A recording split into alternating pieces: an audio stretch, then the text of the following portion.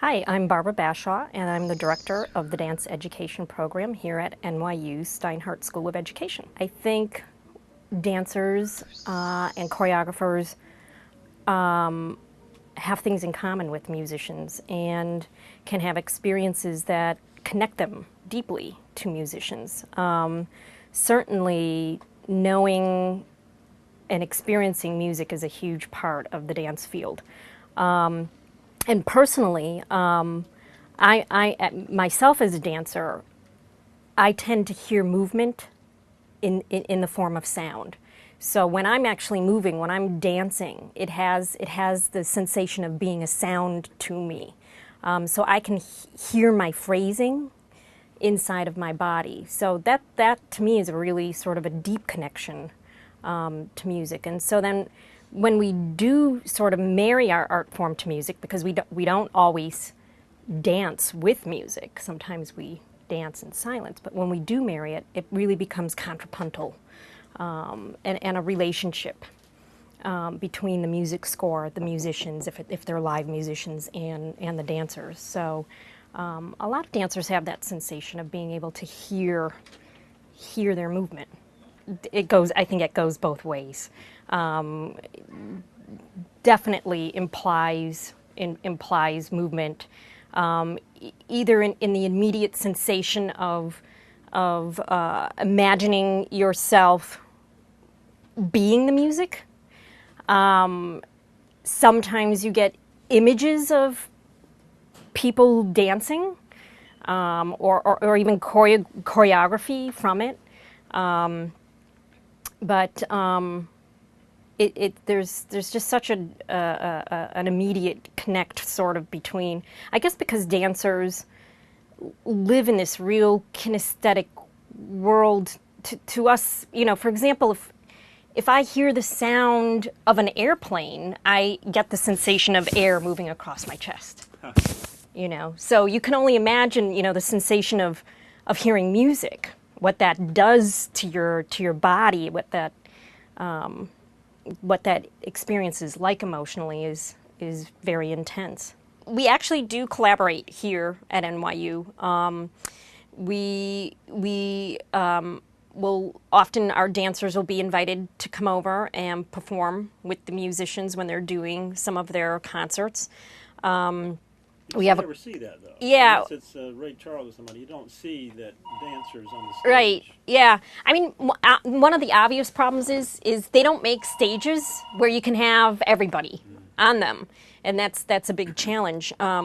So, where and that's, I mean, some of the challenges we have here is when we have a music concert here, we need the dancers, and the dancers are sort of stuck, in this little space, on the stage. So it's that, I think that's part of the challenge is the traditional proscenium, and I think where you do see dance and music together is when you break out of the traditional proscenium and you have you have like the cafe stuff, or you have sort of things that happen in like more in the round, and or things that are happening outdoors, or that are often connected more to cultural practice. And that's, I feel like that's definitely part of what has happened is there was a time in mankind where there wasn't all those separations, right? It was, and in a way, like I used to teach in the public schools, in the K-12 schools, and part of what they need to understand is it actually also used to be all together, and I wanted them to have the sense of being a community together who makes dance together, makes art together, because I often thought in my head, is a school a stage, or is it a community? And it's a community. So I felt that we could I enjoy challenging the traditional proscenium, and finding ways to play with either the proscenium or other performance arenas so that we can keep things married in interesting ways or find new ways of doing that. But I think one of the things that happened with dance is that the advent of the proscenium, and in that advent it became sort of separated or idolized or put sort of on display.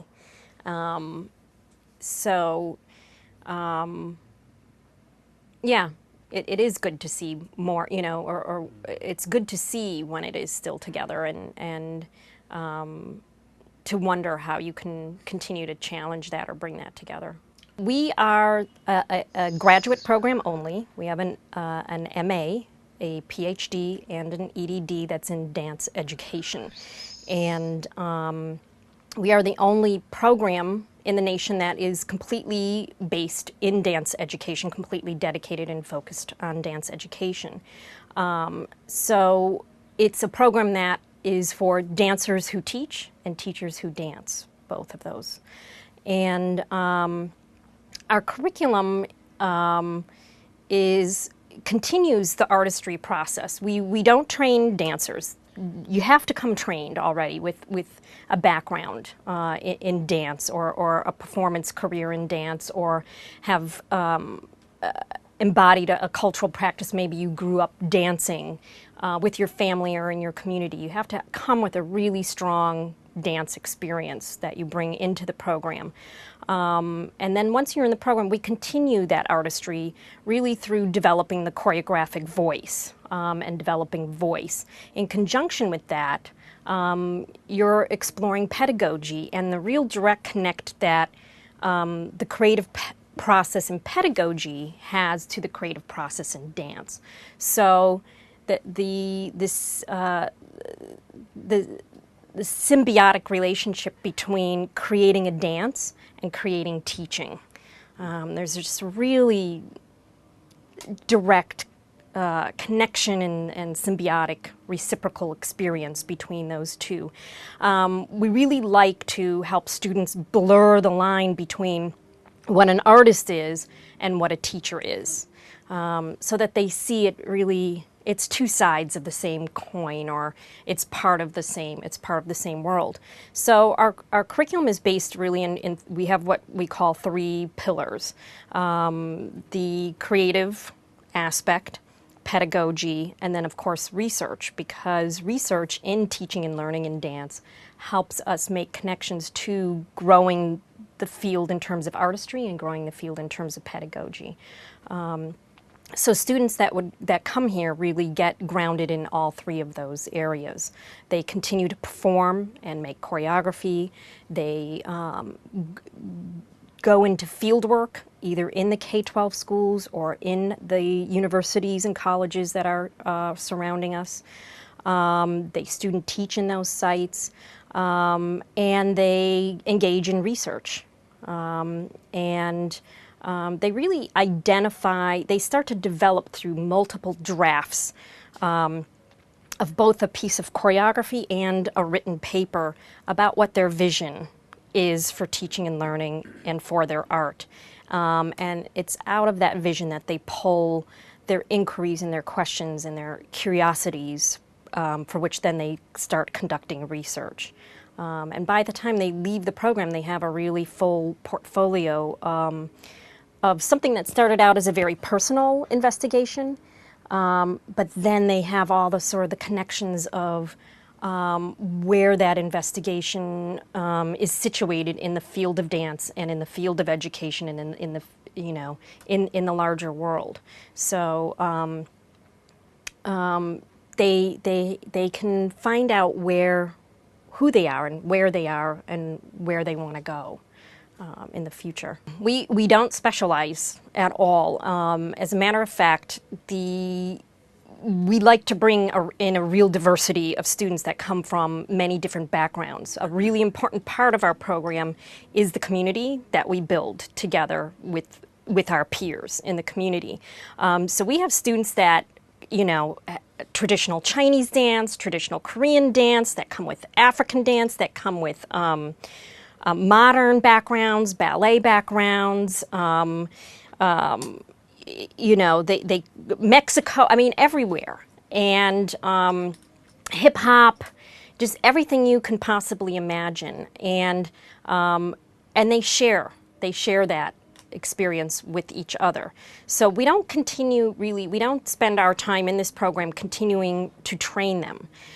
We have dance classes that they take because they're investigating, they're picking apart the pedagogy that's inside of it. So they don't just sort of come in and take class. They take class, and at the same time, they deconstruct what's happening during the class so they can get a larger picture. Because in all fields in dance, we've inherited practice, teaching practice, and there's all kinds of sort of hidden and intrinsic things inside of those teaching practice. And what we do with our students is expose what that is, what's been inherited, what are the values in that, what does that mean? Is this really, so do you want to make the choice to continue that, or do you want to change something? And so bringing students in with multiple backgrounds really creates a really textured community where people's values can get challenged, and people can discover new choices they want to make. People can understand their own culture and their own inheritance better. What they all do in common with their dancing is make choreography, is become choreographers if they're not already choreographing, which often a lot of people are not. We definitely have people that come into the program that are well-established choreographers who have been presenting their work on tour all over the world, but we also have a lot of people that haven't ever choreographed a dance in their life. And so the choreography becomes a container for them to play with the vocabulary that they've inherited, to play with the teaching practices that they've inherited inside of rehearsal processes, and to deconstruct in a very personal way who they are and what they believe and where they want to go as an artist, as a teacher, as a researcher. One of the things we do is expose them to a lot of choreography in their classes, and we've developed courses that actually take them out into the field too, and try to get them out there seeing the live performance that's here in the city. And it's through engagement really with seeing work that they also get ideas for their own work. So yes, in the sense that we teach, in a choreography class, you both give opportunity for intuition to work, but you also talk about compositional structure, dynamics, partnering and relationships, how you're building relationships, space, and how you're sculpting the space. Essentially the same thing as a composer, a music composer would work with, or a visual artist would work with. It's the same, the choreographers working with those same concepts. Most people that come here have already gotten a background in anatomy and physiology, and if they haven't, then we do offer that kind of coursework for people that have not done that. But that is a major component. And the field of dance today is really moving into practices that integrate body-mind, that integrate health and well-being, and that's a very important aspect that we bring into the program. A major concept that we expect our students to really understand and to practice when they leave is the idea of a student-centered teaching. And so inside of that, understanding that wellness and well-being has everything to do with anatomy and physiology, but also with psychology and emotions and affect and how people feel. So it's really those those two areas are very important to us. So we also offer coursework in dance therapy, which is with Mimi Burgo, who's one of the really most notable dance therapists in the world. And in our core curriculum, we've selected faculty who really understand what student-centered teaching is and how to balance content with student-centered work. We have the only graduate program in New York City that students can become certified with the state of New York to be K-12 dance teachers. So there's over 200 schools right here in New York City that have dance teachers in elementary, middle schools, and high schools. And there's 32 states in the nation that have dance certification. So a lot of them will go back to their state, either into a state that has it, or they'll go back and they'll really rally to bring dance into states that, into schools that don't have it. As a certified teacher, also many of them will end up working as what we call teaching artists for different venues, like there's Arts Connection, Lincoln Center, and all these places that help to get the arts into the schools where there are no certified dance, arts teachers and dance teachers. And then dance in higher education in university and college programs is another really big service area. And then there's many organizations now, almost every major dance company, New York City Ballet, American Ballet Theater, have artists who go to work in the schools or end up also teaching in higher education. So we both get students who are aiming to go into those places, or we get professional dancers who are making career transition and want to build an educational program. I would say there's sort of a relationship between intuition and real craft and skill, sort of inside and outside. And we don't emphasize one over the other. And what we try to do here is really bring both of those into the same continuum with each other. So yes, using your intuition during a choreographic process, observing giving your dancers a task and observing them and using your tuition to shape that task into something. But also being able to stand back and use real skill of how you want to construct the space and what kinds of dynamics you want to bring in or you want to change, or if you want to articulate the body in a very specific, limited way, are all part of the skill of choreography. So both of those need to inform each other, so that it's not mainly intuition, but it's also what you know about choreography and what you know about dance, that you bring into the intuitive process. I don't know that all music is intended for, certainly not all music is intended for that reason, and therefore I would say not all of it is necessarily suitable. What makes it suitable? I think that it depends. That depends. I think different dance artists would answer that in different ways. I don't think there's one answer. I think that typically happens, is you'll get a composer and a choreographer that collaborate together, and in that collaboration, a suitability is built. I don't know that. I've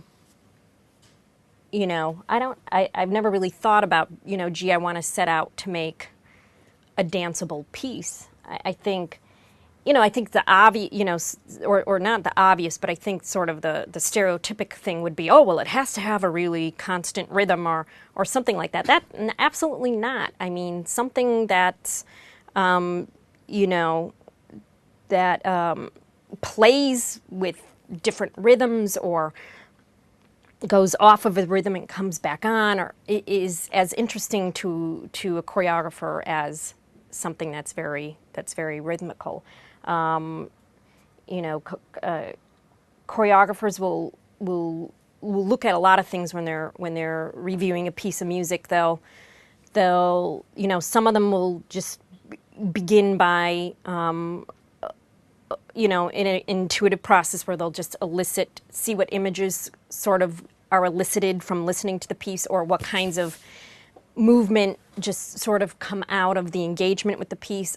You know, they'll be interested in the dynamic of the piece, and then they might turn off the music and play with that dynamic and movement, and then bring it back and see what happens, or work contrapuntally and bring it back.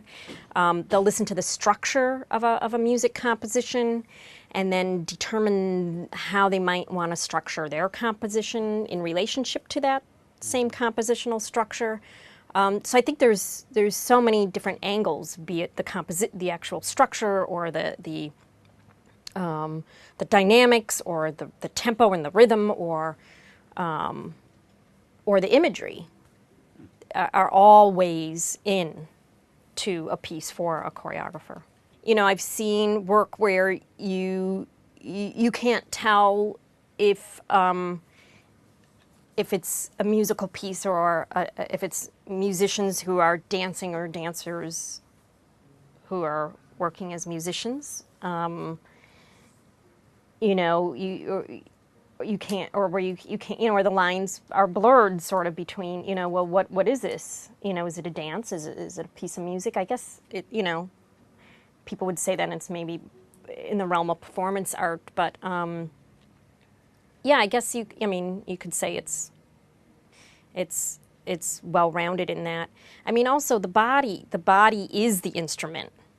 You know, we don't often extend our instrument unless we're using a prop or something like that. So you're playing you know, the dancer is playing their body, and the choreographer has made decisions about how that body gets played in interaction with other dancers, in the space, in conjunction with the music. It's interesting from that perspective. But you know, dancers, you know, they have a score that the choreographer has, in a sense, composed, that they play on their instrument. And often in a piece of choreography, there's just rules for a structured improv, and then it goes back to the score again. Or pieces that are completely scored, or pieces that are just a rule for some improvisation so every time it's performed, it's slightly different. The same thing you would find in music.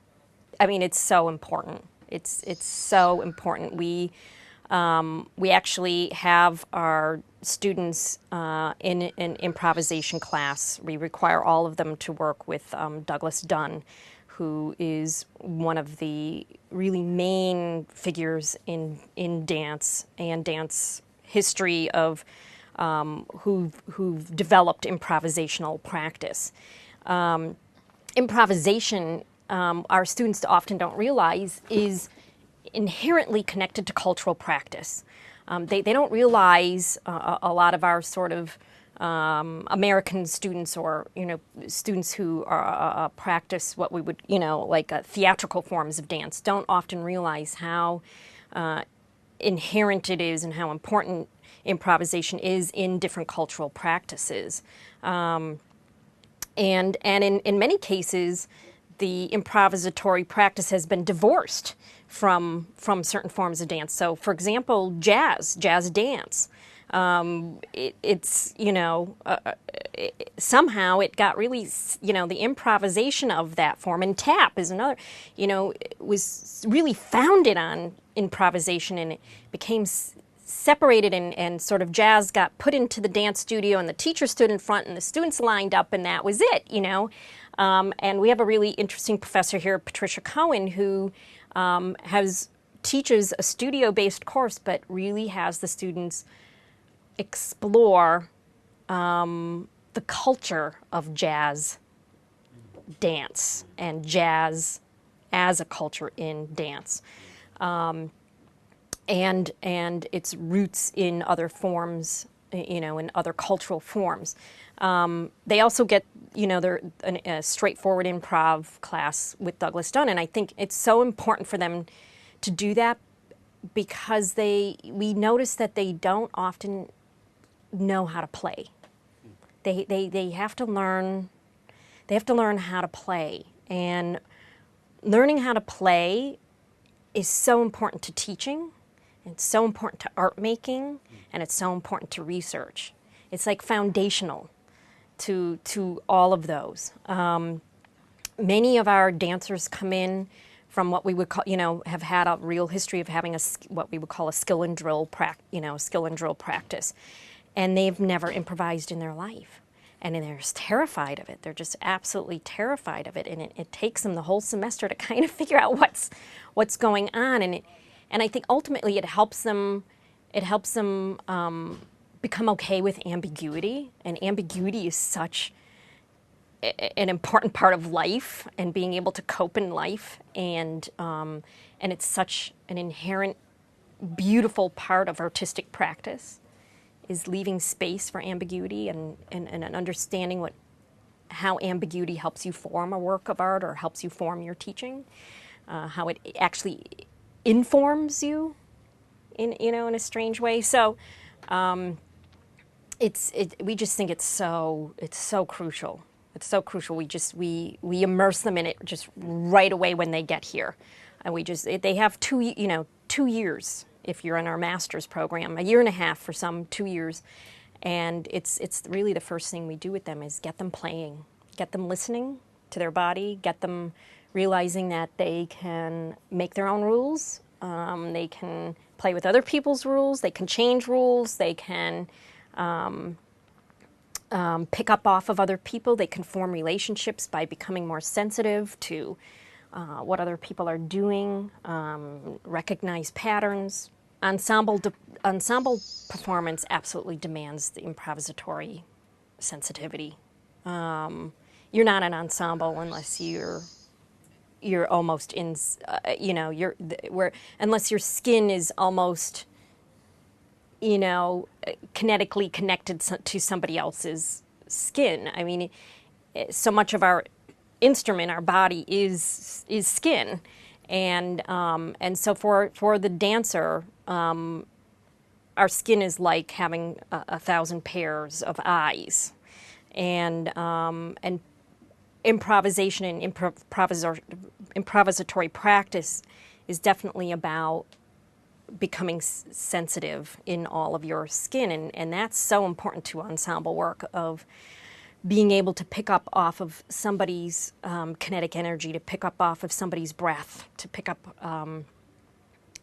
something out of the corner of your eye that then you can sense through this whole side of your body, or so that's I think improvisation builds that kind of sensitivity as well. And in terms of a soloist working, improvisation would serve them differently. They may want to scat off of a phrase that they've made, so that they can engage in a conversation with the audience. So it has that sort of different quality to it, I would say. And that's ultimately what we think. I think choreography is about developing one's voice, that